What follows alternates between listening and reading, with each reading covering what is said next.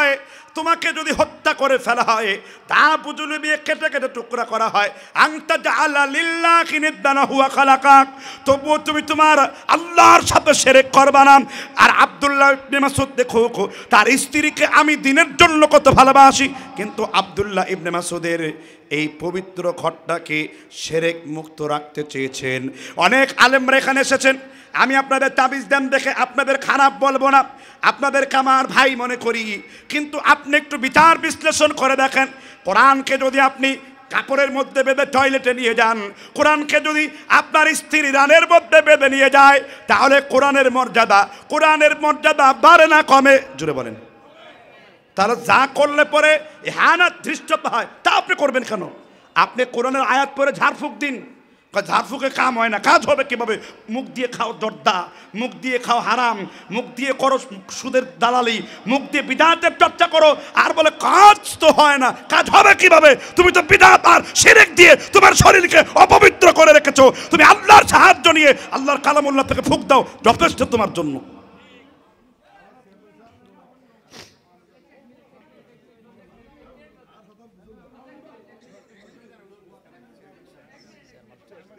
আমি চলে যাবো, লাইভ হচ্ছে।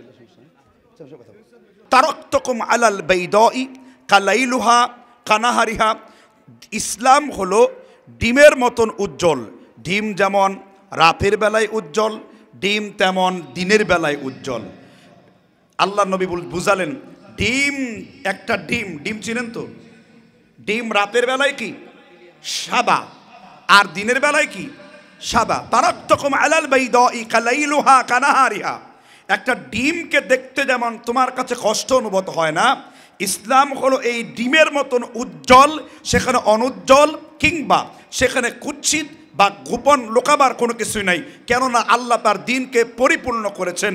সূরা মায়েদার 3 নম্বর আয়াতে আল্লাহ বলেছেন, আল-ইয়াওমা আকমালতু লাকুম দীনাকুম ওয়া আতমামতু আলাইকুম নি'মাতি ওয়া রাদিতু লাকুমুল ইসলাম দীনা।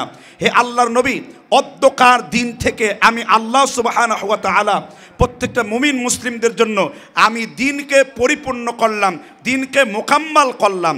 এই আয়াতের পরে কোরআনের আর কোনো আয়াত নাজিল হয়েছে?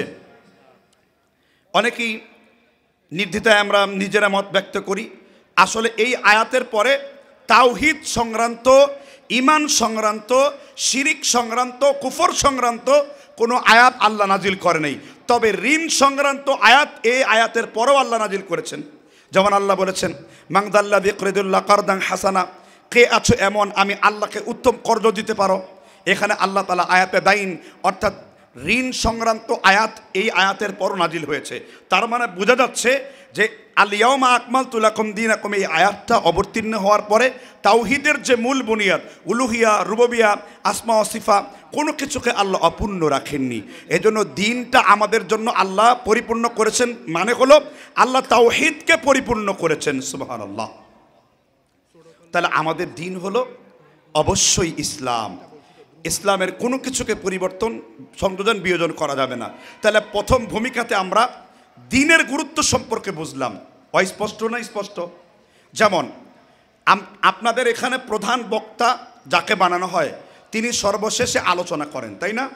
কারণ সকলেই জানে প্রধান বক্তার পরে আর কোনো বক্তা আসে না। তদ্রূপভাবে যিনি নবীদের মধ্যে সর্বশ্রেষ্ঠ নবী, প্রধান নবী, তিনি সর্বশেষে এসেছেন। কারণ প্রধান বক্তার পর আর কোনো বক্তব্য হয় না, প্রধান নবীর পরে আর কোনো দিন আমাদের কাছে আসে না। এজন্য প্রধান নবী হলেন মুহাম্মদ সাল্লাল্লাহু আলাইহি ওয়াসাল্লাম। এই জন্য আল্লাহর নবীর দিনটাই হলো আমার আপনার জন্য চূড়ান্ত দিন। আর দিনের হুজ্জত প্রতিষ্ঠিত হয়েছে 4টা জিনিস দ্বারা। অনেকেই বলে যে আমরা সালাফি বা আমাদেরকে ট্যাগ লাগায় আহলে হাদিসরা ইজমা এবং কিয়াস মানে না। চরম ডাহা, নির্লজ্জকর মিথ্যা কথা। আসলে এটা মিথ্যা কথা নয়। আমরা বলি শরিয়াতের মূল দলিল হলো কোরআন এবং সুন্নাহ, আর আমাদের কাছে উৎস হলো 4টি, কোরআন, সুন্নাহ, ইজমা এবং কিয়াস। এই কিয়াসকে ইস্তিহাদ বলে। ইমাম আবু হানিফার দিকে নসব করা হয়েছে, আল মুজতাহিদু ইখতি ওয়া ইউসিবি, গবেষক কখনো সঠিক করবেন, গবেষক কখনো ভুল করবেন। এই জন্য দ্বীনের মূল শরিয়াতের উৎস হলো কয়টি? 4টি, কিন্তু দিনের দলিল হলো 2টি, কোরআন আর সুন্নাহ। কেননা ইজমা এবং কিয়াস হতে হবে কোরআন এবং সুন্নাহর কি আদলে। এটা হলো আমাদের শরীয়তের মূল কথা। আমার মনে হয় আমার কথাগুলো বুঝতে আপনাদের হয়তো একটু কষ্ট লাগতে পারে, তাই না? এবার আসুন, আমরা দিন এবং দিনের উৎস সম্পর্কে জ্ঞান লাভ করার পরে প্রকৃত দিন বুঝলাম ইসলাম এবং আল্লাহর নবী মুহাম্মদ সাল্লাল্লাহু আলাইহি ওয়াসাল্লামের দেখানো পথ এবং পদ্ধতি। এবার সংঘাতটা তাহলে কোথায়? আবহমান কাল ধরে মানুষ এমন কিছু করছে, ধরুন কোরআনও না, হাদিসও না, কিন্তু মানুষ এটাকে শরীয়তের অংশ মনে করছে। এটাকে ছেড়ে দিলে বা এই কবিতাকে নিয়ে যদি কেউ বিষেধাগার করে, কেউ যদি তার মাফহুমিয়াত বুঝ প্রকাশ করে, তবুও তারা বিরুদ্ধচারণ করে, তারা গালিগালাজ করে, তারা মৃত্যু এবং তারা জীবন নাশের হুমকি দেয়। যেমন আমি পয়লাতে একটি আয়াত পড়েছি, সূরা আহজাবের আয়াত, ইন্নাল্লাহা ওয়া মালাইকাতাহু ইউসাল্লুনা আলান নবী। আল্লাহর নবীর উপরে আল্লাহ তাআলা দরুদ পড়ার তাগিদ দিয়েছেন, কি দেননি? এখন আমরা দরুদ কিভাবে, রাসূলের সাহাবারা বললেন, হে আল্লাহর নবী, কিভাবে আপনার উপরে আমরা দরুদ পড়ব? আল্লাহর নবী দরুদ পড়ে দেখালেন, আল্লাহুম্মা সাল্লি আলা মুহাম্মদ ওয়া আলা আলি মুহাম্মদ কামা সাল্লাইতা আলা ইব্রাহিম ওয়া আলা আলি ইব্রাহিম। যদিও হাদিসের কোনো ইসতিলাহ পরিভাষাতে এটাকে দরুদে ইব্রাহিম বলা হয়নি, যেহেতু ইব্রাহিম আলাইহিস সালাম এবং তার বংশধরগণদের প্রতি রহমত পাঠানোর কথা বলা হচ্ছে, এই জন্য আমাদের ওলামায়ে কেরাম এটাকে নিসবত করেছে এটা দরুদ ইব্রাহিম। কিন্তু আমরা দরুদ বলতে আল্লাহ নবী সাহাবীদেরকে এটাই বুঝিয়েছেন, সুবহানাল্লাহ। কিন্তু প্রকৃত ধর্ম আপনি দরুদ পেলেন, প্রচলিত ধর্মের কিছু লোকেরা আপনি ইস্তেসনা করবেন কি করে? দেখবেন মাইক পেয়ে শুরু করে দিয়েছে, বালাগাল উলা বিকামালিহি কাশাফাত দুজা বিজামালিহি হাসনাত জামিউ খাসালিহি সাল্লু আলাইহি ওয়া আলিহি। আছে না নাই? আল্লাহর কসম করে বলি, কোরআনুল কারীমের ৬,২৩৬টি আয়াত মত পার্থক্য রয়েছে। একদল মনে করে কোরআনের আয়াত হলো ৬,৬৬৬টি। দুই মত কেন হলো? আম্মা জান আয়েশা সিদ্দিকা রাদিয়াল্লাহু আনহা কোরআনের 2টা ছোট আয়াত বড় আয়াতকে মনে করে কোরআনের আয়াত হয়েছে ৬,৬৬৬টি। আলী রাদিয়াল্লাহু তাআলা মনে করেছেন ওয়াকফগুলোকে কোরআনের আয়াতের ওয়াকফ, এই জন্য কোরআনের আয়াত হয়েছে ৬,২৩৬টি। আল্লাহর নবীর উপরে দরুদ পড়ার জন্য ২৪,০০০ কিতাবকে মন্থন করে পেয়েছি। আল্লাহর নবীর উপরে দরুদ, ফাজাইলে দরুদের বই লিখলে পরে ২,০০০-এর বেশি হাদিস সংরক্ষণ করা যায়। আল্লাহর নবীর উপরে এত মর্যাদাপূর্ণ ফজিলতপূর্ণ দরুদ থাকবার পরে আমরা কেন যেই দরুদ আল্লাহর কোরআনের বিপরীতে চলে যায়, আল্লাহর হাবিবের অতিরিক্ত প্রশংসা করতে যে আল্লাহর কালাম থেকে পদচ্যুত হয়ে যায়, এইরকম দরুদকে, এইরকম কবিতাকে আমরা কোনো দিন পড়তে পারবো না। কি জন্য? উলামায়ে কেরাম আছেন, বালাগা মানে হলো পৌঁছে দেওয়া, উলা মানে হলো সর্বোচ্চ উপরে, কামালিহি পরিপূর্ণতার দরজায়, এর সার হয় মুলাক্কাতে সার হয়। আল্লাহর নবী নিজের যোগ্যতার বলে সর্বোচ্চ উচ্চ আসনে চলে গেছেন। এবার একটা প্রশ্ন করে আপনাদেরকে, আপনাদের জবান থেকে বলবেন, আল্লাহর নবীকে সর্বোচ্চ উচ্চ শিখরে কে পৌঁছে দিয়েছেন? আমার আপনার বক্তব্য দেওয়ার দরকার নেই, কোনো বড় হুজুরের বক্তব্য দেওয়ার দরকার নেই। কুরআনুল কারীমে আল্লাহ রাব্বুল আলামিন তার নবীকে বলছেন, আলাম ইয়াজিদকা ইয়াতীমান ফাআওয়া। নবী, আপনি ছিলেন হেদায়েতের ব্যাপারে অমনোযোগী, আমি আল্লাহ আপনাকে হেদায়েত দেওয়ার জন্য আমি হেদায়েত দিয়ে দিয়েছি, মানে সরল পথ দিয়ে দিয়েছি। এতিম অবস্থায় পাওয়ার পরে আমি আল্লাহ তাআলা আপনাকে হেদায়েতের পথের সন্ধান দিয়েছি। তার মানে আল্লাহ তার নবীকে হেদায়েতের ব্যাপারে কিভাবে দাওয়াত করতে হবে আল্লাহ তার নবীকে শিক্ষা দিয়েছেন। এবার দ্বিতীয় দলিল হলো কোরআন। সূরা ইনশিরার 1 নম্বর আয়াতে বলেছেন, আলাম নাশরাহ লাকা সাদরাক। আল্লাহ তাআলা তার নবীর বক্ষকে উন্মুক্ত করেছেন। ওয়ারাফা'না লাকা যিকরাক। আল্লাহ তার নবীর নামকে সবথেকে বেশি উপরের স্থানে নিয়ে গেছেন। তাহলে আল্লাহর নবীকে নবীদের মধ্যে সর্বশ্রেষ্ঠ যিনি বানিয়েছেন তিনি কে? রব্বে কারীম সুবহানাহু ওয়া তাআলা। কোরআনুল কারীম সূরাতুল ইমরান 3 নম্বর সূরার 159 নম্বর আয়াতে আল্লাহ তাআলা বলেছেন, ফাবিমা রাহমাতিম মিনাল্লাহি লিনতা লাহুম ওয়ালাউ কুনতা ফাদ্দান গালিদাল কলবি লান ফাদ্দু মিন হাওলিক। নবী হে আমার, মানুষকে যখন আল্লাহর দিকে দাওয়াত দেন, আপনার কলিজা যদি কঠোর হয়ে যেত, আপনার কলিজা যদি কর্কশ হয়ে যেত, লোকেরা লান ফাদ্দু মিন হাওলিক, লোকেরা আপনার চারপাশে ভিড় জমাতো না। আমি আল্লাহর পথে, কোরআনের পথে মানুষকে ডাকার জন্য আমি আল্লাহ আপনি নবীর হৃদয়কে নরম করে দিয়েছি, কমল করে দিয়েছি, হুসনুল খালক দান করেছি। ইন্নাকা লাআলা খুলুকিন আযীম, আপনাকে আমি সব থেকে বড় চরিত্রের দরজা দান করেছি। সুবহানাল্লাহ। তাহলে এই কবিতা তো কোরআনের এই আয়াতগুলোর মুখালেফ হয়ে যায়। আমার কাছে রাসূলুল্লাহর দরুদ থাকার পরে আমরা কেন এই কবিতাগুলো নিয়ে চর্চা করব? দরকার নেই, আমাদের দরকার নেই। এখন শেখ সাবির রহমতুল্লাহ আলাই তিনি কি বুঝে লিখেছেন এটা তার বুঝ, কিন্তু এইটাকেই শরীয়তের দলিল বানিয়ে দরুদের পরিবর্তে এত বড় ফজিলত। আচ্ছা, বালাগাল উলা বিকা মালিহি, এটা যদি 1000 কোটি বার পড়েন কয় নাকি হবে? কয় নাকি হবে? আর যদি আপনি একবার দরুদ পড়েন তো কয় নাকি হবে? কয়টা রহমত আসবে? তাহলে আপনার যেটা পড়লে নেকি হবে, যেটা পড়লে রহমত হবে। কুল্লু আমালি ইবনে আদম দাআফ ওয়াল হাসানাতু আশরাম সালিহা, আদম সন্তানের নেক আমলকে আল্লাহ বাড়াতে বাড়াতে 10 গুণ থেকে 700 গুণ পর্যন্ত বৃদ্ধি করে দেন। তা যেটা পড়লে নেকি বাড়তে থাকে, তাহলে আমরা কি নেকির পথটাকে উন্মুক্ত করব? না যেটা পড়লে আমি বলছি না ওইটা বললে শিরক হবে, আমি এও বলছি না ওইটা পড়লে বেদাত হবে। তবে আমি এটা বলছি, দরুদ পড়লে ওইটা বলার চাইতে অর্থের দিক থেকে অর্থবহ হবে, নেকির দিক থেকে সুদৃঢ় হব, এবং তাআল্লুক মা আল্লাহ, আল্লাহর সাথে সম্পর্ক হবে। যে যত বেশি দরুদ পড়বে সে তত বেশি আমার নবী মুহাম্মদ রাসূলুল্লাহ সাল্লাল্লাহু আলাইহি সাল্লামের কাছাকাছি থাকবে। আপনারা বোধহয় আমার কথা বুঝেন নাই, বুঝতে পারছেন তো? জি। তাহলে আমরা বালাগাল উলা বিকা মালিহির পরিবর্তে আমরা দরুদের প্রচার প্রসার করব। আপত্তি আছে? আপত্তি নেই। দ্বিতীয় বিষয় হলো প্রকৃত এবং প্রচলিত ধর্মের মধ্যে আরেকটা মূল বিষয়। কথা বললে হয় কি আলোচনা ডিস্টার্ব হবে। আমার কথাগুলো একটু বুঝতে হবে। আমি আপনার সামনে ফিকহি কোন ইখতিলাফ আনবো না। ফিকহি ইখতিলাফ হলো এটা আমাদের ঘরোয়া ব্যাপার, পক্ষে বিপক্ষে মত আছে। কখনো কখনো হানাফি ফিকহের যে ইস্তিহাদ, আপনার ইস্তিহাদ থেকে অনেক সুন্দর, অনেক মুদাল্লাল, অনেক দলিল ভিত্তিক। আর কখনো কখনো আপনার ফিক তার থেকে অনেক মুদাল্লাল, দলিল ভিত্তিক। কেন? আল মুজতাহিদু ইখতি ওয়া ইউসিবি, গবেষক ভুল করেন আর গবেষক কখনো কি করেন? সঠিক করেন।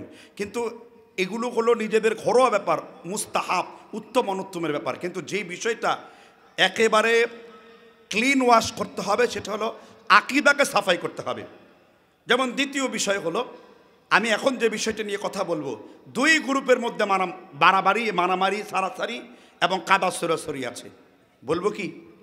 যেমন আবহমান কাল ধরে আপনার এলাকার সব মানুষকে জিজ্ঞাসা করবেন যে আল্লাহ আকার না নিরাকার, এই কথা যদি প্রশ্ন করেন, আপনারা কি বলেন? আল্লাহ আকার না নিরাকার? হ্যাঁ, আকার না? আল্লাহর কি আকার? যারা আল্লাহকে আকার বলছেন তারাও ভণ্ড, যারা আল্লাহকে নিরাকার বলছেন তারা তো ডাইরেক্ট লালন ফকিরের মুরিদ। 2 দলই ভণ্ড। কেমন? আল্লাহর আকার আছে, কোরআনের কোন আয়াত দ্বারা আপনি হুজ্জত কায়েম করেছেন? ভুল কথাবার্তা। কোন সালাফরা তার কোন কিতাবে লেখেন নাই আল্লাহর আকার আছে, ভুল। এই আকীদা সংশোধন করতে হবে আপনাদেরকে। দীর্ঘদিন ধরে আপনারাও ভুল লালন করে এসেছেন, কেউ ভুলের পক্ষে মুখ খোলে না। আস্তে আস্তে তাদেরকে মুজাসসামি আকীদার দিকে ঠেলে দেওয়া হচ্ছে, দেহবাদীর মধ্যে ঠেলে দেওয়া হচ্ছে। সালাফদের আকীদা কখনো এটা নয় যে আল্লাহর আকার আছে। সালাফরা বলে আল্লাহর সূরত আছে, লাইসা হাদা কামিসলিহি শাই, কিন্তু সেটা কারো মতো নয়। আল্লাহর হাত আল্লাহর মতন, আল্লাহর চোখ আল্লাহর মতন, আল্লাহর পা আল্লাহর মতন, আল্লাহ যেমনটা হওয়া দরকার ওই রকম। এই কাইফিয়ত প্রশ্ন করা হারাম, এই কাইফিয়ত কল্পনা করা শিরক, এই কাইফিয়ত চিন্তা করলে আপনি মুশরিক হয়ে যাবেন, কোনো সন্দেহ নেই। সূরাতের বাংলা আকার না, সূরাতের বাংলা সুরতি। আল্লাহর সূরত আছে, কিন্তু সেই সূরত কেননা আল্লাহ সব সূরতের সৃষ্টিকারী, তিনি সূরতের মুখাপেক্ষী নন। কথা কি বুঝতে পারছেন বোধ হয়? আগে ডেফিনেশন দিয়ে নিয়ে নিরাকার, তারপর ডেফিনেশন দিচ্ছে এটার। আর যদি সাধারণ মানুষকে প্রশ্ন করা হয় আল্লাহ কি, তারা বলে নিরাকার। লালন ফকিরও একই রকম গান লিখেছে, নিরাকারের জ্যোতির্ময়ীছে আকার সাকার হইল রে সে, দিব্য জ্ঞানী হই তবে জানতে পাই ভবে মানুষ গুরুর নিষ্ঠা যার। নাস্তিকদের আকীদা হলো আল্লাহ নিরাকার। তাহলে আল্লাহ কিরকম? আমানতু বিল্লাহি ওয়া মালাইকাতিহি, এটা পড়ার পরে কামা হুয়া বিআসমাইহি ওয়া সিফাতিহি পড়ছেন না আপনারা? তার নাম এবং তার গুণগুলির সিফাত আমরা এই রকমটি বলবো। আল্লাহ তাআলা কোন জায়গায় আছেন এ প্রশ্ন আমরা সহজে করব না। জাহাম ইবনে সাফওয়ান এই ব্যক্তি জাহেমি ফেরকার আগে আল্লাহ সম্পর্কে এই রকম প্রশ্ন কেউ কখনো করেন নাই। কারণ আহলে সুন্নাহ ওয়াল জামাআহ সব মানুষ জানতেন আল্লাহ আরশের উপরে বিদ্যমান আছেন। আর রহমান ও আলাল আরশ ইস্তাওয়া। ইমাম মালিক রাহিমাহুল্লাহ ব্যাখ্যা করেছেন আল্লাহ আরশে দাঁড়িয়ে আছেন না বসে আছেন না শুয়ে আছেন, এই মন্তব্য করলে সে বেদাতি, সে বেঈমান, সে ইসলাম থেকে খারেজ হবে। আল্লাহ তাআলা তার অবস্থান অনুযায়ী যেইভাবে থাকলে পরে তাকে মানানসই, আল্লাহ ওইভাবে আরশ ফাওকাল আরশ, তিনি আরশের উপরে আছেন। এর কোনো কাইফিয়ত আমাদের জানারও দরকার নাই, আর আমরা জানতে চাইলেও আমাদের মাথায় ধরবে না, বরং আমাদের আকীদার পচন হবে, আল্লাহ সম্পর্কে ভুল জিনিস আমরা বুঝতে শুরু করব। ঠিক না ভাই? ঠিক। এখন বলে হুজুর, আপনার বড় হুজুররা বলে আল্লাহর সূরত আছে, আপনার বড় হুজুররা বলে আল্লাহর আকার আছে, আল্লাহর নাকি হাত আছে। গন্ডগোল হলো ওই জায়গাতে আমার দেশের ছোট হুজুররা, ছোট মাপের বক্তারা জাহাম ইবনে সাফওয়ানের আকীদা পোষণ করে তারা বলে আল্লাহ রাব্বুল আলামিনের হাতকে বলে আল্লাহর কুদরতি হাত। এখানে দোয়া করেন অনেকে, কি বলেন এরকম, আল্লাহ তোমার কুদরতি হাত দিয়ে আমার ভালো করে দাও, অবিজালালি ওয়া কুদরতি ওয়া উলুবি ওয়া ইরতিফাই মাকানি। যখন তুমি এক পা আসো আল্লাহর কুদরতি পা দুই পা আসে, কি নাউজুবিল্লাহ বলবেন? আল্লাহর কুদরতি হাত বললে ইমামে আবু হানিফা এটা যারা দুষ্ট করেছেন, আমার ব্যাখ্যা নয়, ফিকহুল আকবরের 34 পৃষ্ঠায় মোল্লা আলী কারির সরা লিখেছেন, তিনি বলেছেন তোমরা জাহামি ফেরকার মতো আল্লাহর হাতকে কুদরতি হাত, আল্লাহর পাকে কুদরতি পা, আল্লাহর চোখকে কুদরতি চোখ, আল্লাহর অমুককে কুদরতি এরকম বলা, এটা ইমানের সাথে সাংঘর্ষিক ব্যাপার। আমরা আল্লাহর প্রকৃত হাতের কথা স্বীকার করি, আমরা আল্লাহর প্রকৃত পায়ের কথা স্বীকার করি, কিন্তু এর কোনো কাইফিয়ত কল্পনা করি না, বলি না, যেহেতু এই ব্যাপারে কোরআনের সুস্পষ্ট দাহারাল মানা আছে, আমরা তার উপরেই থাকি, এটা আমাদের দলিল। যেমন পার কথা বলা হয়েছে, দুইটা দলিল। যখন জাহান্নাম উদ্বেলিত হবে আল্লাহ নিজের পাকে জাহান্নামে চেপে ধরবেন, অকালু জাহান্নাম আলকাত আলকাত, জাহান্নাম বলবে যথেষ্ট যথেষ্ট। এখানে একটা সংশোধন দিয়েছেন ইমাম শাফি রহমতুল্লাহ আলাই কিতাবুল ওমের মধ্যে, আল্লাহর অঙ্গ প্রত্যঙ্গ এই স্পর্শ কাতরগুলো বর্ণনা করতে যে আপনি হাত দ্বারা ইশারা করতে পারবেন না, আপনি পা দ্বারা ইশারা করতে পারবেন না, আপনি শরীর দ্বারা ইশারা করতে পারবেন না। ইমাম শাফি বলছে যে ব্যক্তি আল্লাহর হাতের আয়াত পড়ে হাত দ্বারা ইশারা করে তোমরা তার হাতকে ধরে কেটে ফেলো। যে ব্যক্তি আল্লাহর পায়ের কথা বলে পা দ্বারা ইশারা করে, ইমাম শাফি বলছেন তোমরা তার পাগুলো কেটে ফেলো। যে ব্যক্তি আল্লাহর জাত এবং সিফাত যে আঙ্গুল দিয়ে দেখায়, সাদৃশ্য দিয়ে দেখায়, পা দিয়ে দেখায়, ইমামে শাফি ফতোয়া দিয়েছেন তোমরা তার হাত দিয়ে দেখালে হাত কেটে ফেলো, পা দিয়ে দেখালে পা কেটে ফেলো। কারণ এটা কোনো সাধারণ মানুষের ব্যাপারে বলছেন না, আপনি আল্লাহ সুবহানাহু ওয়া তাআলার ব্যাপারে কথা বলছেন। তিনি সুবহানাহু ওয়া তাআলা, তিনি পুত এবং পবিত্র, তার ব্যাপারে কথা বলতে গেলে আপনার মধ্যে হিম্মত থাকা দরকার, ভয় থাকা দরকার, তাকে ভয়ে পেয়ে তারপর কথা বলা দরকার। এই ইত্তাকিল্লাহটা আপনার মধ্যে উপস্থাপন থাকা দরকার। ঠিক না বে ঠিক? তাহলে আমাদের উপর যে আদব, ওই দিন এক লোক যিনি মাজার পূজার ব্যবসা করেন, এই লোকের নাম বললেও হবে না, না বলেও পারি না, মাঝে মধ্যে বলে কুরবানি করতে হবে পীরের বাবার নামে, পীরের বাড়িতে নাকি কুরবানি দিতে হবে। সেই লোক বলতেছে আমাদের ব্যাপারে যে সহি নাম দিছে এরা এক ধাক্কাতই শিরক করায়। কেন? ওই যে আল্লাহর নাকি আমরা মুজাসসামিয়া আকীদায় বিশ্বাস করি। নাউযু বিল্লাহ। আমরা আল্লাহর সম্পর্কে ধারণা এইরকমটি রাখি, আল্লাহ আরশের উপরে আছেন, কিন্তু আল্লাহর ক্ষমতা কুদরাতান ওয়া ইলমান, আল্লাহর ক্ষমতা সর্বত্র আছে। ওয়াসিআ কুরসিয়্যুহুস সামাওয়াতি ওয়াল আরদ, আকাশ আর জমিনে সব জায়গাতে আল্লাহর কি আছে? ক্ষমতা আছে। আল্লাহ আমাদের কাছে বিরাজমান হওয়ার দরকার নাই, আমরা আল্লাহর কাছে বিরাজমান। কেননা আল্লাহ রাব্বুল আলামিন হাদিসে কুদসিতে সহিহ সনদে বলেছেন, প্রত্যেকটা আদম সন্তানের রুহু আল্লাহর দুই আঙ্গুলের ভিতরে। আল্লাহ চাইলে সে হেদায়েতের পথে থাকবে, আর আল্লাহ চাইলে সে গুমরাহির পথে থাকবে। তাহলে আমাদের রুহুগুলো কার দুই আঙ্গুলের কাছে? সে আঙ্গুলের কাইফিয়ত কেমন, এটা আল্লাহ কোন অর্থে বলেছেন সেটা আমরা জানি না। যেমন হাদিসে কুদসিতে আছে, আল কিবরিয়া রিদিয়াই, অহংকার হলো আল্লাহর গায়ে দেওয়া চাদর। এখন এই চাদর বলতে আল্লাহ কি বুঝিয়েছেন এর কাইফিয়তের বিশদ বিবরণ দেওয়া যাবে না। সুতরাং ওই ভণ্ড যে কিনা মানুষকে মাজারের দিকে ধাবিত করে, যে কিনা পীরের কেবলার দিকে যেতে বলে, পীরকে সামনে রেখে পিছনের দিকে হাঁটতে বলে, ওই মাজার পূজারী, আদতে খাত পূজারী মুশরিক, সে আমাদেরকে শিখাচ্ছে যে আমাদের আকীদায় শিরক আছে। তোমার নিজের আকীদায় দেখো, তোমরা আলা হযরতের দোহাই দিয়ে আম্মাজান আয়েশা সিদ্দিকার শরীরের অঙ্গ প্রত্যঙ্গ নিয়ে খারাপ কথা লিখতে কুণ্ঠাবোধ করো নাই। এমনকি তোমরা এই কথাও বলেছো আল্লাহ নাকি আরশে মুআল্লায় যে মেরাজের রাত্রিতে পাশাপাশি দুই চেয়ারে নাকি আল্লাহ বসবেন। নাউযু বিল্লাহ। আকীদা কি দেখেন, মেরাজের রাত্রিতে আল্লাহ এক চেয়ারে আর রাসূল সাল্লাল্লাহু আলাইহি ওয়াসাল্লাম কি কার বরাত দিয়েছেন? তাফসিরে মাজহারিতে আল্লামা কাজী সানাউল্লাহ পানিপতির বরাত দিয়েছে। অথচ কাজী সানাউল্লাহ পানিপতি এই মতটাকে তিনি বলেছেন যে এটা মুনকার হাদিস, কারণ উক্ত সানাদে বেশ কিছু আদাইফ জিদ্দান বাতিলান ওয়াল মুনকারান, আপত্তিকর আকীদার ক্ষেত্রে এই হাদিস দিয়ে এত বড় স্পর্শকাতর আল্লাহ মেরাজে যে তার নবীর সাথে এক চেয়ারে বসছেন, এটা মানানসই না, খাপ খায় না। অথচ এই লোকগুলো আমাদের আকীদা শিখাতে আছে। অথচ যে শিরকের চূড়া বালুতে হাবুডুবু খাচ্ছে, শিরক হলো যার ধর্মের নাম, যার আকীদা বিশ্বাস।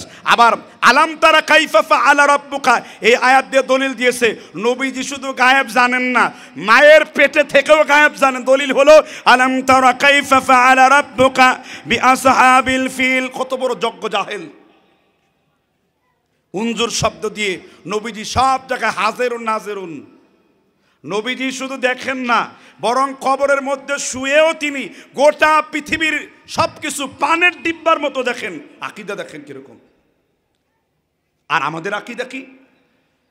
বারজাখি জগতে আল আম্বিয়া ও আহিয়া ও ফি কুবুর, যেহেতু আনাস ইবনে মালিক থেকে বাইহাকি 64 পৃষ্ঠাতে এবং মাজমা ও জাওয়ায়েদ ইমামে হাইসামি 269 পৃষ্ঠাতে লিখেছেন, কবরের জগতে নবীরা জীবিত। কবরের জগতে নবীরা কি? জীবিত। এটা বারজাখি জগতের কবর। তবে পৃথিবীর এই জায়গাতে আল্লাহর নবী মুহাম্মদ রাসূলুল্লাহ সাল্লাল্লাহু আলাইহি ওয়াসাল্লামের স্ত্রী মা আয়েশা সিদ্দিকা, মুসলিম শরীফের 6084 নম্বর হাদিস, মাতান নবিয়্যু সাল্লাল্লাহু আলাইহি ওয়াসাল্লাম ইন্নাহু লাবাইনা হাকিনাতি ওয়া যাকিনাতি, আল্লাহর নবী আমার এই উরের উপরে মাথা রেখে তিনি মৃত্যুবরণ করেছেন। যেখানে আল্লাহর নবীর স্ত্রী বলছেন মাতান নবিয়্যু সাল্লাল্লাহু আলাইহি ওয়াসাল্লাম ইন্নাহু লাবাইনা হাকিনাতি ওয়া যাকানাতি, আমার রাসূল আমার এই উরুর মধ্যে পায়ের মধ্যে মাথা রেখে তিনি মৃত্যুবরণ করেছেন। এটা কোন মৃত্যু? আকীদা হলো এই, নবীগণ বারজাখের জগতে জীবিত, শহীদগণ বারজাখের জগতে জীবিত। এখানে যতজন লোক নেক আমল করে মারা গেছেন প্রত্যেকেই বারজাখের জগতে জীবিত। আমার দাদা যদি জান্নাতের রুহু হয়, সে ইল্লিনের বারজাখের জগতে জীবিত, আপনার দাদার বাপও বারজাখের জগতে জীবিত। পার্থক্য কি? নবীগণ তাহলে যে হুজুর নবীগণ উপর দরুদ পড়লে অনেক দূরে থাকলেও তার রুহু আল্লাহ তাআলা দিয়ে দেন, হাদিস যে আছে, হাদিস তো আছে, সেই হাদিসের রূপক অর্থ গ্রহণ করা যাবে না। শারহীন ব্যাখ্যাকারীগণ বলেছেন এই অর্থগুলো দ্বারায়, সবগুলো অর্থগুলো দ্বারায় এটাই যে নবীগণ কবরের মধ্যে তার কোনো ক্ষমতা নেই। দুনিয়াবি কবরে আল্লাহর নবীর দেহ মুবারক আছে, কিন্তু রুহের কবরে অর্থাৎ বারজাকি জগতে তার রুহ আছে, সেইখানে তিনি জীবিত। এমনকি শুধু জীবিতই না, বরং মুহাম্মদ ইবনে ইসহাক বুহলুল নামের একজন রাবি বলেছেন, একদিন রাত্রে আমি আল্লাহর নবীকে স্বপ্ন দেখলাম, তিনি স্বপ্নযোগে নামাজ পড়লেন এবং সেই নামাজে রফাইদান করলেন, রুকুর পূর্বে রফাইদান করলেন, রুকু থেকে উঠে তিনি রফাইদান করলেন। তাহলে রফাইদানের এত গুরুত্ব দিয়েছেন, আল্লাহর নবী মরার পরে বারজাখের কবরের মধ্যে 2 হাত উত্তোলন করে তিনি রফাইদান করেছেন। আর মুহাম্মদ ইবনে ইসহাক বুহলুল তিনি সিকা রাবি, বিশ্বস্ত রাবি। আর রাসূল বলছেন, মান রানি ফিল মানামি ফাকাদ রানি, কেউ যদি আমি নবীকে স্বপ্ন দেখলো সে সত্যই নবীকে দেখলো। ফা ইন্না শাইতান লা ইয়াতাসাব্বার, শয়তান মুহাম্মদ সাল্লাল্লাহু আলাইহি সাল্লামের রূপ ধারণ করতে পারে না। এবং আমার নবীয়তির 47, আরেক বর্ণনা এসেছে 46 ভাগের 1 ভাগ পেয়ে গেল। সুনান আবু দাউদ, মুসনাফ আবি সাহেবা 4045 নম্বর হাদিস। সনদ আলবানী সহি বলেছেন, শুআইব আরনাউস সহি বলেছেন, ইবনে শাকির সহি বলে। কিতাব দেখেন, আকীদাতুত তাহাবি দেখেন, ইবনে তাইমিয়া নামে একটা মিথ্যা কথা বলা হয়। ইবনে তাইমিয়া রাহিমাহুল্লাহ নাকি বলছেন, একজন শিক্ষিত মানুষ, তার নাম না হয় নাই বলি, সে কাফের গ্রুপ অফ ইন্ডাস্ট্রির মালিক, তিনি নাকি বলছেন যে আল্লাহর ইবনে তাইমিয়া নাকি বলছেন আল্লাহ নাকি আরশের মধ্যে জুলুসান, জালাসা ইয়াজলিসু, জুলুস মানে কি? আল্লাহ নাকি বসে আছেন। আমি মজমায়ে ফতোয়া তন্ন তন্ন করে খুঁজেও এই উদ্ভট কথাটি পাইনি।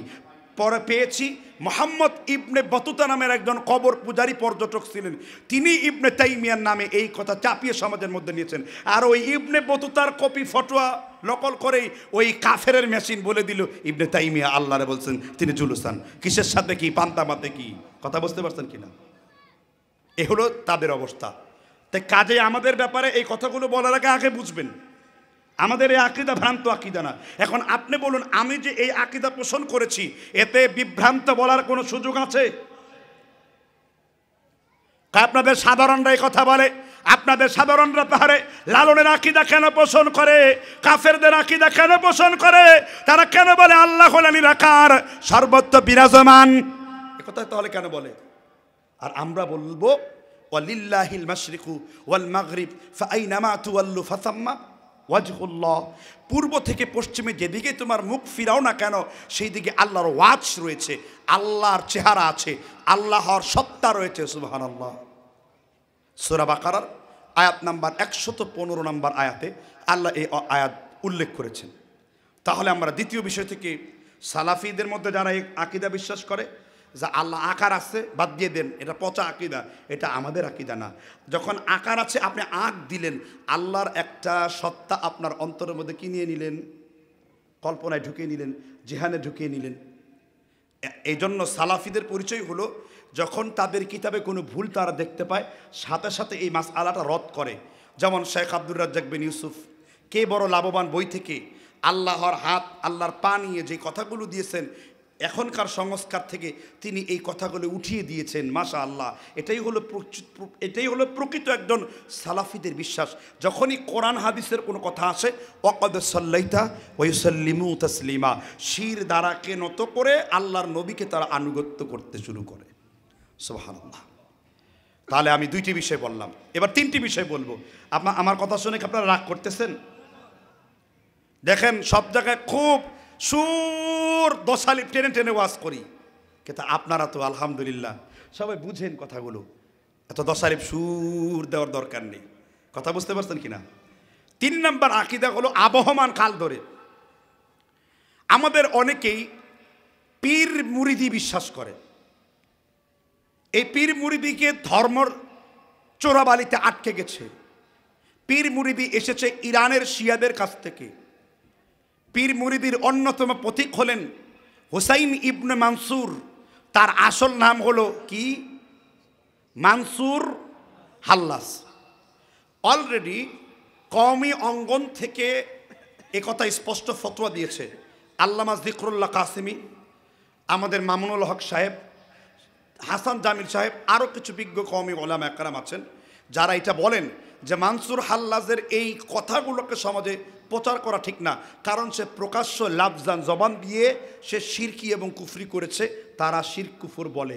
কিন্তু বলেও যেহেতু পূর্ববর্তী আকাবিররা তাদেরকে এত করা কথা বলেনি, আকাবিরদেরকে ওনারা কষ্ট দিতে চান না বলে এই কথা প্রচার করে।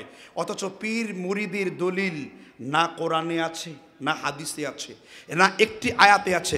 কয় হুজুর আপনি সব পীরকে বলতে পারেন না, হক্কানি পীর ভালো আর ভণ্ড পীর খারাপ। হক্কানি হইতে গেলে আগে পীর মুরিদি ছাড়তে হবে। পীর মুরিদি বাদ দিয়ে আপনি হক্কানি, পীর মুরিদি করে আপনি হক্কানি হতে পারবেন না, কারণ হক্কানি কোনোদিন পীর হয় না। এখন বলতে পারেন হুজুর পীর মুরিদির কথা কোরআনে আছে, দলিল কি? দলিল দেন, কোরআন থেকে তারা দলিল দেয়। সূরা মায়েদার আয়াত পড়ে, ইয়া আইয়ুহাল্লাযীনা আমানুত্তাকুল্লাহ ওয়াবতাগু ইলাইহিল ওয়াসিলা, হে আল্লাহর বান্দা বান্দিরা তোমরা উসিলার তালাশ করো। উসিলা মানে হলো পীর। এটা কি প্রকৃত ব্যাখ্যা?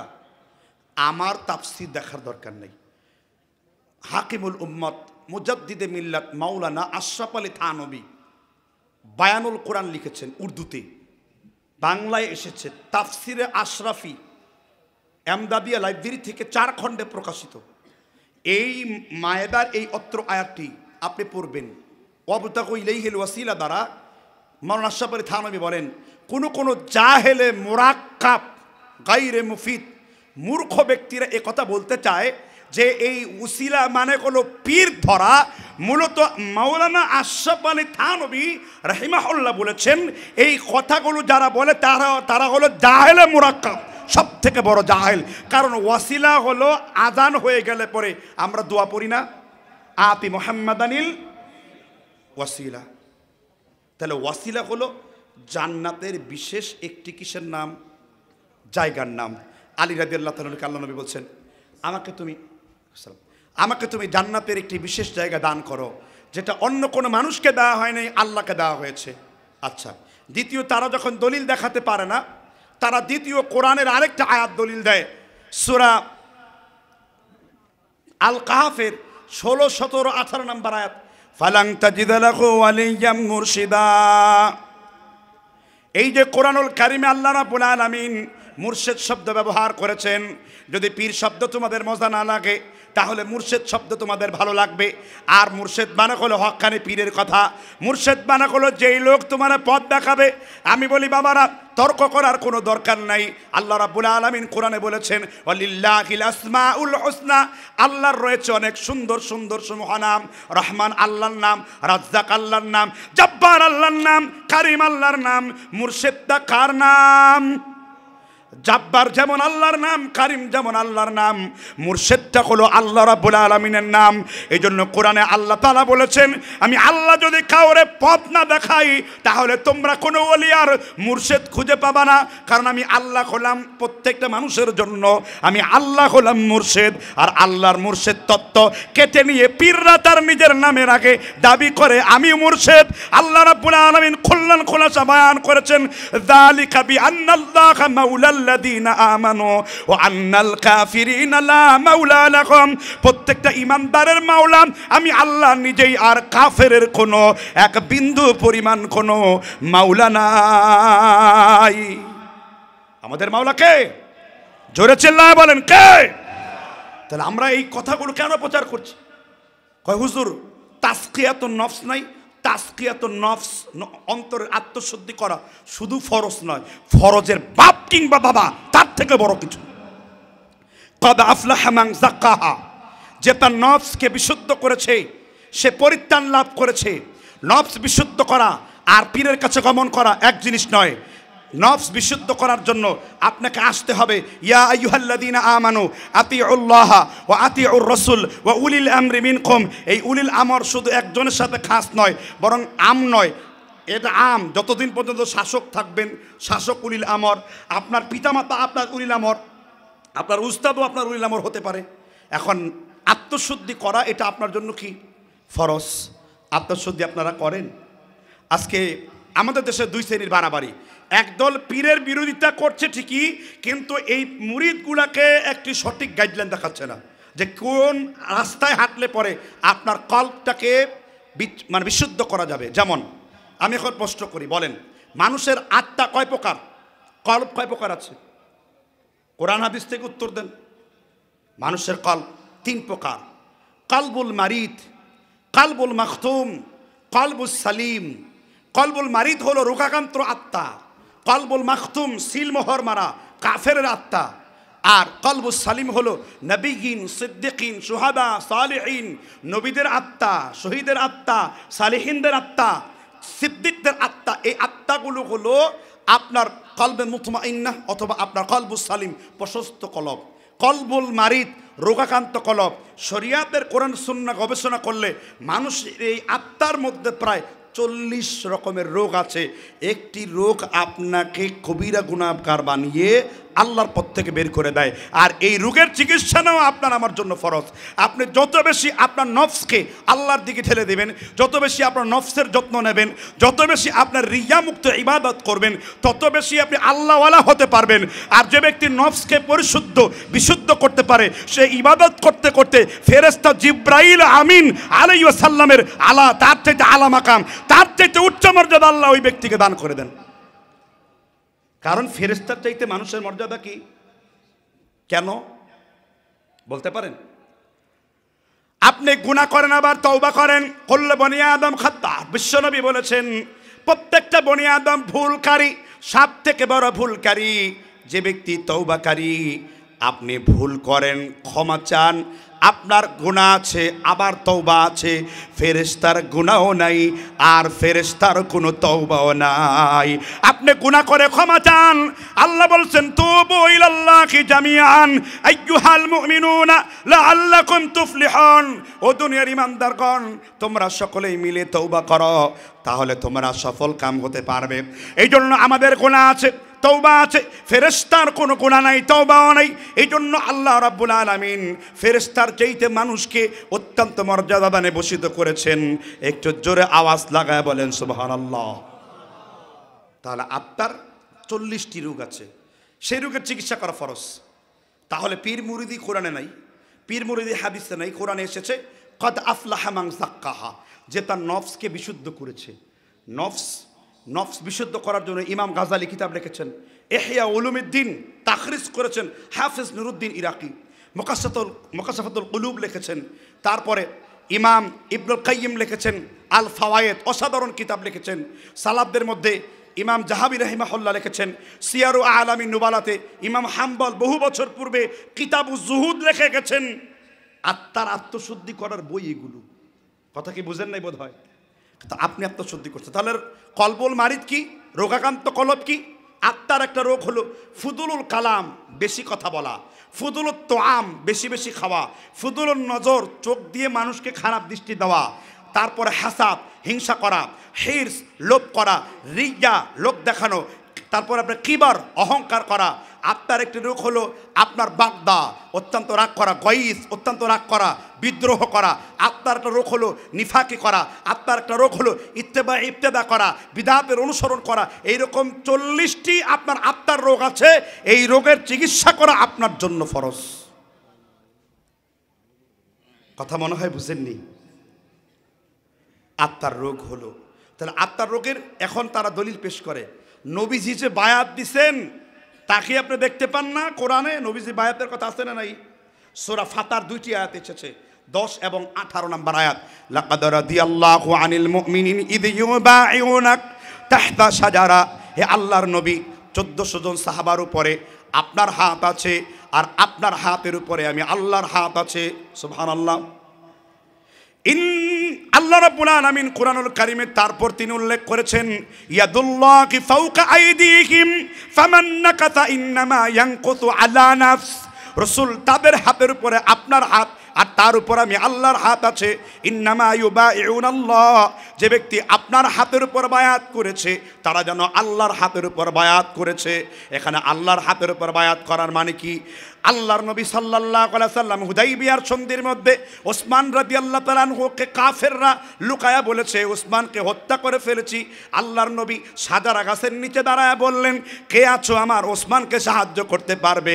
আল্লাহর নবী এক হাত আরেক হাতের মধ্যে রেখে বললেন, একটা হাত হলো মুহাম্মদ রাসূলুল্লাহর, আরেকটা হাত হলো ওসমানের হত্যার প্রতিশোধ না নিয়ে আমি আল্লাহর নবী আজকে ফিরে যাব না। তখন ওসমানকে বাঁচাবার জন্য তারা বায়াত দিলেন, কোনো পীর মুরিদের জন্য আল্লাহর নবী কি দেন নাই? এগুলো সবই অপব্যাখ্যা, এগুলো সবে কি? আপনি যদি কোরআন সুন্নাহ দেখেন একটা ব্যাখ্যার কোনো মিল পাবেন না। কোরআন হাদিসের ব্যাখ্যা এরকম নয়। কিন্তু যারা দীর্ঘদিন খেদমত করেছেন তাদের উদ্দেশ্য ছিল মহৎ। মাওলানা আশরাফ আলী থানভী তারা যেভাবে মানুষকে তাজকিয়া শিখাইছেন, কোনো ব্যবসা শিখান নাই, তারা খানকা করে কোটি কোটি টাকার মালিক বানান নাই, তারা খানকা করে মানুষের কাছে মহা আল্লামা সাজেন নাই, তারা মানুষকে সুন্নতের তারবিয়া দিয়েছেন, তারা মানুষকে কিবার শিরক থেকে বাঁচার জন্য তারবিয়া দিয়েছেন, তারা মানুষকে শিরক থেকে ফিরিয়েছেন। তারা কোনোদিন মুরিদকে বৃদ্ধি করার জন্য কখনো নিজেকে পীর বলে আত্মপ্রকাশ করেন নাই। তারা তাদের কাছে এসেছেন, মুফতি শফিকে শিখিয়েছেন, আবরারুল হককে শিখিয়েছেন, মুহিসুন্নাহ মাওলানাকে শিখিয়েছেন। তারা এটাকে ব্যবসারূপ দেন নাই। তারা চেয়েছেন আমার কাছে তাজকিয়াতুন নফস শিখে আত্মশুদ্ধি করে যেন সে তাআল্লুক মা আল্লাহ, আল্লাহর সাথে যেন সে গহীন সম্পর্ক করতে পারে, এটা তাদের বিশ্বাস ছিল। কিন্তু বর্তমানের পীর, যত বড় পীর তার তত বড় ব্যবসা, যত বড় পীর তার তত বড় গোডাউন, যত বড় পীর তত বড় গুমরাহি এবং ভণ্ডামির রাস্তা উন্মোচন করা হচ্ছে।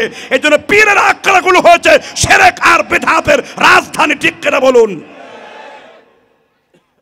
চূড়ান্ত কথা এটা আমাদের। আপনারা তাদেরকে অপবিত্র করছেন, তাদের শিক্ষা এমনটা ছিল না। প্রকৃত মানুষকে আপনি ইসলাহ করেন, আমার আপত্তি নেই, কিন্তু আপনি কোরআন সুন্নাহর বিচ্যুত পথে ওয়ামাই ইউশাকিকির রাসূল মিন বাদি মা তাবায়্যানা লাহুল হুদা ওয়া ইয়াত্তাবি' গায়রা সাবিলিল মুমিনিনা নুওয়াল্লিহি মা তাওয়াল্লা ওয়া নুসলিহি জাহান্নামা ওয়া সাআত মাসীরা। সূরা নিসার 115 নম্বর আয়াত। এই যে সাবিলিল মুমিনিন বলতে ইবনে আব্বাস স্পষ্ট করেছেন তারা কারা? তারা হলো আহলে সুন্নাহ ওয়াল জামাআ। যারা আহলে সুন্নাত ওয়াল জামাআর আকীদাকে লালন করে তারাই হলো যারা সাহাবীদেরকে নিঃশর্ত অনুসরণ করে। সুবহানাল্লাহ। তাহলে আজকের এই বিষয়টা শিখলাম, আমরা পীর মুরিদি করব না। এমনকি একটা মজার বিষয় হলো, যে গাছের নিচে রাসূল বসে বায়াত দিয়েছিলেন সেই গাছটিকে ওই জায়গায় রাখা হয় নাই। ওমর ইবনুল খাত্তাব ক্ষমতায় আসার পরে আগে তিনি এই বাবলা গাছের শিকড় শুদ্ধ উঠিয়ে কেটেছেন, কারণ ওমরের মনে হয়তো আল্লাহ এটা দিয়েছেন যে এই গাছ হয়তোবা শিরকের একটা আড্ডা স্থলে পরিণত হতে পারে। এই জন্য উনি খেলাফতে এসে আগে গাছটারে কাটছেন। শিরকও থাকবে না, শিরকের অস্তিত্ব থাকবে না। শাহজালাল ইয়েমেনি মানুষকে কবর পূজারি, মাজার পরে খাস পূজারি ঢোল দিয়া একেবারে জিকির করতে করতে লঙ্গি করলে মাথায় বাঁধবে, আমগে হুজুর কয়লাপ দিয়ে ফাল দিয়ে জিকির কর, আল্লাহ খুশি হয়, ইয়া রাসূলুল্লাহ ইয়া হাবিবাল্লাহ। এটা শাহজালালের মধ্যে শেখানো হয় নাই। শাহজালাল ইয়েমেনি তিনি পরিচ্ছন্ন করেছেন, খাজা মঈনুদ্দিন চিশতি পৃথিরাজের বিরুদ্ধে আন্দোলন করেছেন। মন্দিরকে ভেঙে তিনি ভারতবর্ষে প্রায় 4000-এর বেশি মাদ্রাসা স্থাপন করেছেন। ইরাকের বাগদাদের আব্দুল কাদের জিলানী তিনি আমাদের ওই লোক। তিনি বলছেন পৃথিবীতে একটি মাত্র দল, ইল্লা ইসমুন ওয়াহিদা, একটি মাত্র মুক্তিপ্রাপ্ত দলকে আমি হকের পথে পেয়েছি। তারা কারা? আব্দুল কাদের জিলানী কিতাবুল গুনিয়া গুনিয়াতুত তালিবিন বলেছেন তারা হলো হুম আসহাবিল হাদিস ওয়া আইয়ু আহলুল হাদিস লা ইয়ারিফুনা ইল্লাল হাদিস। তারা আল্লাহর নবীর হাদিস ছাড়া কোনো কিছুকে পালন করে না। সবাই তাদেরকে বিদআতি বলে, সবাই তাদেরকে গালিগালাজ দেয়। ওয়াল্লাযীনা ইয়াতাআহাদুনা মাযাহিবার রাসূল, তারা মানুষের কথাগুলোকে, মানুষের গালিগুলোকে দলিল দিয়ে তারা খণ্ডিত করে। তারা গালির বিনিময়ে গালি দেয় না, কারণ কোরআন তাদেরকে শিখিয়েছে ওয়ালা তাস্তাউইল হাসানা ওয়ালা সাইয়্যিআ ইদফা বিল্লাতী হিয়া আহসান। মন্দ নয়, খারাপ আর ভালো। কথা বুঝতে পারছেন কিনা? এজন্য চূড়ান্ত কথা, আব্দুল কাদের জিলানী রাহিমাহুল্লাহ চিরটা জীবন তিনি সুন্নতকে আঁকড়ে ধরেছেন। তিনি জানেনও না তার নামে জিলানী তরিকা বানানো হবে। তিনার মৃত্যুর 249 বছর পরে গাউস ইবনে জিলান নামের একজন ব্যক্তি তার নামে মাজার করে, আর সে মাজারে হয়। চট্টগ্রামে ঢুকতেই আজকে যে রোডটা দিয়ে এসেছে, এটা কি রোড জানো? বাইজিদ বাইজিদ বুস্তামি, মানুষ একজন, কবর হইল 25 জন, কবর হইল 25টা, মানুষ কয়টা, কবর কয়টা? তাহলে ইরানের বাইজিদ উনি আসল বাইজিদ, ভারতের বাইজিদ উনি আসল বাইজিদ, না আপনার চট্টগ্রামের বাইজিদ উনি আসল বাইজিদ? আগে এটা ঠিক করেন যে আসল বাইজিদ বুস্তামি কোন ব্যক্তি। যদি ইরানের বাইজিদ প্রকৃত বাইজিদ বুস্তামি হয়, তাহলে আপনার বাইজিদ বুস্তামির এই কবরগুলা ভুয়া কবর। আর আল্লাহর নবী বলছেন, মান যারা কবরান বিলা মাকবুরিন ফাকান্নামা আবাদা সানামি। বাইহাকি আবি সুফিয়ান সাউরি থেকে শুআইব আরনাউতে তাহকিক 1225 নম্বর হাদিস। কেউ যদি কোনো মানুষবিহীন কবরকে জিয়ারত করে, সেজন্য সরাসরি মূর্তি পূজা করে। তাহলে ভুয়া কবর জিয়ারত করলে কি হবে? যত বলেছে মুহাম্মদ, মান যারা কবরান বিলা মাকবুরিন ফাকান্নামা আবাদা সানাম। যদি থানবীর তাহকিক দিতাম আর যদি আলবানির তাহকিক দিতাম, একদল বলতো এটা হানাফি তাহকিক, একদল বলতো এটা সালাফি তাহকিক। আর শুআইব আরনাউত এমন একজন মুহাদ্দিস, গোটা পৃথিবীর সব মানুষ তাকে মানে কি বলে মুতাওয়াসিত হিসেবে জানে, ভারসাম্যপূর্ণ আলেম হিসেবে জানে। উনি দুই দিকে নিসব করে, দুই দিকে আদল করে কথা বলতে পারতেন, ইমামে শুআইব আরনাউত। এই জন্য তার তাহকিক দিয়েছি। এজন্য চূড়ান্ত কথাবার্তা মুজাদ্দেদে আলফে সানির নামেও পীর মুরিদি করা হয়, তিনি এগুলো জানতেন না। এগুলো এসেছে কার? শিয়াদের কিতাব আমার কাছে আছে 256টা। শিয়াদের কিতাবের অনেক অনেক গুরুত্বপূর্ণ কথা আসছে। শিয়াদের আকীদা আমাদের মুসলমানদের মধ্যে আছে। শিয়াদের কিতাবের মধ্যে আছে, ইলম কাসিনা নাকার দারসিনা, ইলম থাকবে বাবারা সেনায় সেনায়, না ওয়াজু সে না কিতাবো সে না দরসে বুজুর্গ পয়দা হুয়া। কোরআন হাদিস দিয়ে আল্লাহওয়ালা হওয়া যাবে না, কোরআন কিতাব পড়ে আল্লাহওয়ালা হওয়া যাবে না। বুজুর্গ নজর সে পয়দা হতা হয়। তোমার বুজুর্গ যদি তোমার দিকে নজর দেয়, তাহলে তুমি বড় আল্লাহওয়ালা হয়ে যাবে। যেই আকীদা শিয়াদের, এই আকীদা তথাকথিত পীরদের। এক মারা জাল বাহরাইন হয়ে গেছে, এক নদীতে সঙ্গম হয়ে গোসল হয়ে গেছে। কথা বুঝেন না বোধ হয়, কথা বুঝে নেন। কারো যে এই কথা শুনে খেপে যাবে, তাহলে বুঝবেন সে ওই ভণ্ড দলের লোক। কারো নাম তো উল্লেখ করিনি, কারো কথা তো উল্লেখ করিনি। যদি থাকে কারোর মধ্যে, এবার মানসুর হাল্লাজের ফতোয়া কি? ওই কতগুলো বেএলমা বক্তা কুয়ার ব্যাং আছে, মানসুর হাল্লাজের নিয়ে ওয়াজ করে। ইমাম ইবনে কাসির বহুত আগে মানসুর হাল্লাজের কথা 10ম খণ্ড 55 পৃষ্ঠায় মানসুর হাল্লাজ নিজের কি বলছেন? আনাল হক, খালি এটুকু বলেন নাই তো, কি বলছেন? ওয়াসুবহানে ওয়াসুবহানিকা, আমার পবিত্রতা সেটা আল্লাহর পবিত্রতা। ওয়া ইসয়ানিকা, আমার বিরোধিতা আল্লাহর বিরোধিতা। আনা ইলাহুন আরদ ওয়া আনতা ইলাহুস সামা, আমি হলাম জমিনের আল্লাহ আর তুমি হলে আসমানের ইল্লাহ। আল্লাহ আমি তুমি, আমি হলাম জানো আর তুমি হলে তন। আনাল হক, আমি আল্লাহ, আমি সত্য। মুফতি জুনায়েদ বাগদাদি বলেছেন, আল্লাহর নবী বলছেন, মান বাদদালা দ্বীন ফাকতুলহু, যে ব্যক্তি কোনো জবান দিয়ে কুফরি শিরকি করবে, তোমরা তাকে হত্যা করো। আল্লামা জুনায়েদ বাগদাদি শিরক করার কারণে প্রকাশ্যে তাকে শুলে চড়িয়ে হত্যা করেছে। কারণ অন্তরগুলোকে চিরে দেখবেন কে? আমরা শুধু জাহেরের ফতোয়া নেব। বাতেনের মালিক হলো আল্লাহ, আল্লাহ হলেন আউয়াল, আল্লাহ আখের, আল্লাহ হলেন জাহের, আল্লাহ হলেন বাতিন। আমি যদি বাতিনি ভাবে, আমি যদি আল্লাহর প্রতি ঈমান আনি আর প্রকাশ্যে যদি আমি কই আমি ঈমান আনি না, আমি বেঈমান, লোকেরা কে আমাকে ঈমানদার বলবে না বেঈমান বলবে? তো মানসুর কোন উদ্দেশ্যে বলছে ওইটা আমার দেখার দরকার নাই। আল্লাহু আলিমুম বিযাতিস সুদূর, মানুষের উদ্দেশ্য বিচার করবেন কি? আমরা বাহ্যিক ফতোয়া নেই। শরীয়ত বাহ্যিক সূরতের নাম, বাতিনি সূরতের নাম নয়, অভ্যন্তরীণ সূরতের নাম নয়। কথা শুনে খুব রাগ করতেছেন বোধ হয়। সময় কতক্ষণ? কয় মিনিট?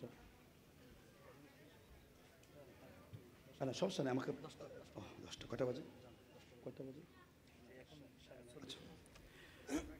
আসলে সময় এই জন্য, সময়টা এই জন্য কারণ হলো আমি গতকালকে চাঁপাইনবাবগঞ্জ একবার মুর্শিদাবাদের মুর্শিবুজা থেকে এসেছি।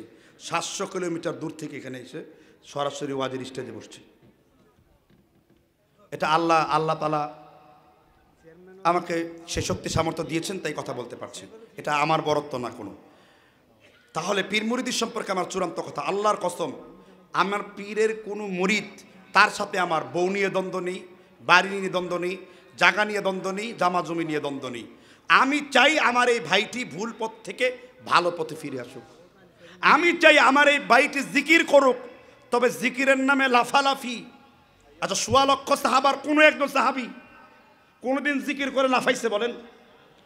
যদি লাফায়া আল্লাহওয়ালা হওয়া যাইতো তাহলে সমুদ্রের ব্যাঙ সব থেকে বড় আল্লাহওয়ালা, কারণ ও সব থেকে বেশি লাফাতে পারে। ঠিক না? ঠিক না? এটা জিকিরের নামে বাড়াবাড়ি। আপনি আপনার মুরিদকে বা আপনার অনুসারীদেরকে শিক্ষা দিন ভালো জিকির। রাসূল বলেছেন আব্দুল যিকির লা ইলাহা ইল্লাল্লাহ। যত আপনারাই ফতোয়া দিচ্ছেন যে এই জিকির আমরা এটা সুন্নত মনে করি না, এটা অভ্যাসের জন্য করাই, যাতে যা সুন্নত মনে করি না তা আমার দরকার নাই। আমার তো শুধু দরকার মা আতাকুমুর রাসূলু ফাখুযুহু ওয়া মা নাহাকুম আনহু ফান্তাহু।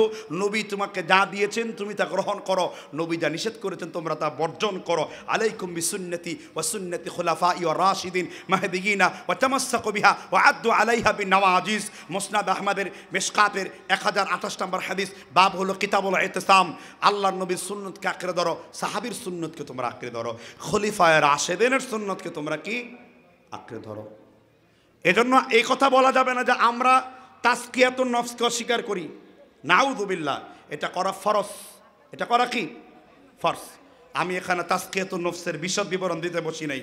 যদি কখনো পারি তাহলে সেখানে আলোচনা করে দেব যে আপনার নফসের আত্মশুদ্ধির দিক কয়টি, ইহতিসাবে নফসের দিক কয়টি, নফস 3 প্রকারকে কীভাবে মুতমাইন্না করা যায়, সেটা হলো আলাদা আলোচনা। আমি আরেকটি বিষয় নিয়ে আলোচনা করব, যেহেতু প্রচলিত ধর্ম বনাম প্রকৃত ধর্ম একটি বিষয় যেটা আমাদের সাথে সরাসরি সাংঘর্ষিক। কি শুনবেন তো নাকি? যে বিষয়টি নিয়ে 2.5 ঘন্টার বাহাস পর্যন্ত আছে ইউটিউবে। বিষয়টি কি? তাবিজ। আমাদের দেশের অনেক আলেমরা মনে করেন যে তাবিজ দেওয়া জায়েজ। আমি কথা বলবো 3 ধরনের। এক হলো বৈধ ঝাড়ফুঁক। সমস্ত আলেমদের মতে হাদিসের দৃষ্টিকোণ থেকে বৈধ ঝাড়ফুঁক জায়েজ। এক সাহাবী ঝাড়ফুঁক দিচ্ছিলেন, রাসূল বললেন ক্বালা আ'রিদু আলাইয়া রুকাকুম, কিভাবে ঝাড়ফুঁক দাও, তোমার ঝাড়ফুঁকগুলো আমি রাসূলের সামনে পেশ করো। তিনি ঝাড়ফুঁক করলেন, আলহামদুলিল্লাহি রাব্বিল আলামিন আর রহমানির রহিম। আল্লাহ রাসূল বলেছেন লা বা'সা শিরক, যদি তোমার ঝাড়ফুঁকের মধ্যে কোনো শিরকিয়াত না থাকে, কুফরিয়াত না থাকে, বিদআতি শয়তানের কোনো শব্দ না থাকে, তাহলে তুমি ঝাড়ফুঁক করো। এটা কল্যাণ এবং নেকের। নবী সাল্লাল্লাহু আলাইহি ওয়াসাল্লাম নিজেই কোরআনের আয়াত পড়ে পড়ে ঝাড়ফুঁক করার জন্য ওই সাহাবীকে কি করছেন? উৎসাহ দিয়েছেন। এখন নবীজির কাছে 9 জন বায়াত নিতে আসছেন। কি নিতে আসছেন? নবীজি একজনকে তাবিজ টেনে খুলে ফেললেন। নবীজি তো চেক করে বললেন না যে ভাই ওইটাকে কোরআনের আয়াত দিয়ে তাবিজ না হাদিসের দোয়া দিয়ে তাবিজ, যদি থাকে তো লাগাও। নবীজি ঝাড়ফুঁকের ক্ষেত্রে শুনলেন তিনি কোরআনের আয়াত পড়ছেন নাকি অন্য কিছু পড়ছেন, কিন্তু তাবিজ ঝুলানো অবস্থায় নবীজি কিন্তু শুনলেন না। নবীজি তার বায়াত প্রত্যাখ্যান করলেন এবং তাবিজকে টেনে ছিটে ফেললেন এবং নবীজি বললেন ইন্নার রোকা ওয়া তামাই ওয়া তাওলাতু শিরকুন, নিঃসন্দেহে সমস্ত ধরনের তিওয়ালা এবং সমস্ত ধরনের তাবিজ এটা শিরকের অন্তর্ভুক্ত। নবীজি তাবিজকে নিয়ে আলাদা করেন নাই। ঠিক না? ঠিক। তে কোনটার মধ্যে তাকওয়া আছে? আপনি ঝাড়ফুঁক দিবেন, এখন কোরআন হাদিসের অনুযায়ী যদি কেউ তাবিজ দেয় তবুও এটা নাজায়েজ হবে, এটা হারাম হবে। এই ফতোয়া আমার না, এই ফতোয়া হানাফি মাযহাবের। কি হানাফি মাযহাব? আবু হানিফা রাহিমাহুল্লাহর উস্তাদকে বলতে পারেন? আবু হানিফার উস্তাদের নাম কি? আমার কাছে শোনেন, যদি ভুল হয় ধরিয়ে দেবেন। আবু হানিফার উস্তাদের নাম হলো হাম্মাদ ইবনে সুলাইমান। হাম্মাদের উস্তাদ হলো মুহাম্মদ ইবনে আলকামা। ইবনে আলকামার উস্তাদ হলেন ইব্রাহিম নাখি। ইব্রাহিম নাখির উস্তাদ হলেন আব্দুল্লাহ ইবনে মাসউদ। ইবনে মাসউদের উস্তাদ হলেন মুহাম্মদ ইবনে মাসউদ। খেয়াল করেন, আমার কথা না, মুসান্নাফে আবি সাইবা, যিনি ইমাম বুখারীর উস্তাদ ছিলেন, ইমামে আবি বকর ইবনে আবি সাইবা, 5ম ভলিউমের মিশরি ছাপ, 105 নম্বর পৃষ্ঠা, বৈরুতের ছাপের 6061 নম্বর হাদিস। এখানে ইবনে মাসউদ এবং তার সব অনুসারীরা বলেন আন্নাহু কারিহা তা'লিক শাইইন মিনাল কোরআন ওয়া গায়রাল কোরআন, ইবনে মাসউদ এবং তার সমস্ত অনুসারীরা কোরআনের আয়াত দিয়ে হোক কিংবা অন্য কোনো কিছু দিয়ে হোক সেইগুলোকে তারা নাজায়েজ মনে করতেন, এগুলোকে তারা নিরুৎসাহিত করতেন, এটাকে তারা উত্তম মনে করতেন না, এটাকে তারা জায়েজ মনে করতেন না। কে? ইবনে মাসউদ রাদিয়াল্লাহু তাআলা। তাহলে আপনি আলেম হয়ে এটাকে দেন কি করে? যদি তাওয়াক্কুল ওষুধের উপর করি, ওষুধের উপরও তো তাওয়াক্কুল আসে, ওষুধ খাওয়াও তাহলে শিরক, ভাত খাওয়া শিরক ইত্যাদি বিভিন্ন রকমের অপব্যাখ্যা দেয়। ওষুধ খাই এই জন্য আল্লাহর নবী মুহাম্মদ রাসূলুল্লাহ ওষুধ খাওয়াকে সুন্নতের অন্তর্ভুক্ত করেছেন। আল্লাহর নবী বুখারীর বর্ণনায় বলেছেন, জাদুগ্রস্ত রোগী যদি সকালবেলায় 7টা আজওয়া খেজুর খায়, আল্লাহ তাআলা সাথে সাথে তার জাদুর সমগ্র দোষ ত্রুটিগুলো একেবারে সমূলে উৎপটন করে দেন। বলেন না সুবহানাল্লাহ।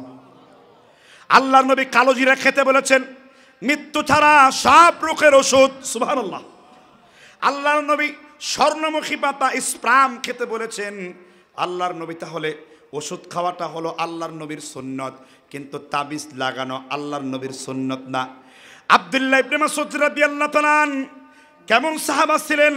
একদিন তিনি ঘরের মধ্যে গেলেন, আর আব্দুল্লাহ বললেন, আমি ঘরে সরাসরি কখনো প্রবেশ করি না, আমি ঘরের মধ্যে প্রবেশ করার পূর্বে আগে সালাম দেই, তারপরে কণ্ঠটাকে পরিষ্কার করে ঘরের মধ্যে ঢুকি। আব্দুল্লাহ 3 বার মুখ দিয়ে আওয়াজ করলেন, ঘরের মধ্যে ঢুকলেন, দেখলেন তার স্ত্রীর গলায় একটা তাগা। তাগা আপনাদের চট্টগ্রামের লোকেরা কি বলে তা বুঝি না, তাগা বলা হয় সুতা, কালো সুতা হুজুর পরে দেয়। হুজুর সেহেল খা